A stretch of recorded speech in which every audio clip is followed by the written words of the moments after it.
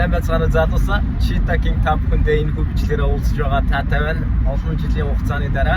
So the man who used to see before with the mask одоо биш болсон. Тэгээд тэрийгээ та бүхэнд илэрхийлэхэд тулд өөрийнхөө юм хөвчлэгээ та бүхэндээ тавьж байна. За тэгээд анх 2019 оноос өөрийн channel эхлүүлж ирсэн. Өнөөдөр ингээд 7 жил болсон байна. Мэдээж дундаа зогсолтой паузтай янз бүрээр оролдож байсан. Тэгээд мөн тухайн цаг үед би Америкийн нэгдсэн улсад анх оюутан болж ирж байсан. Тэгээд тэр хугацаанд хойш одоо 7 жилийн энэхүү улсад өнгөрөөсөн байна.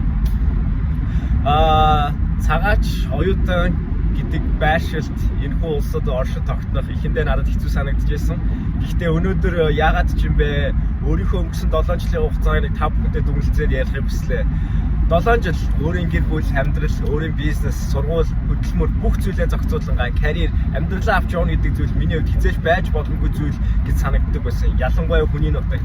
Гэхдээ өнөөдөр өөрийнхөө энэ байгаа зүйлүүдээ нэгд мэдгээд талархах сэтгэл төрж тэрнийхээ төлөө илүү их тэмүүлж тэрнийг улам томруулахын төлөө тэмцдэг болдгийг ойлгох юм байна.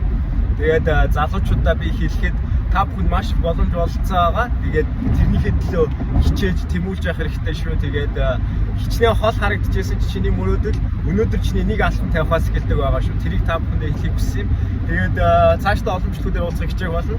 Жишээ нь та бүхэндээ баярлалаа. Have a great day.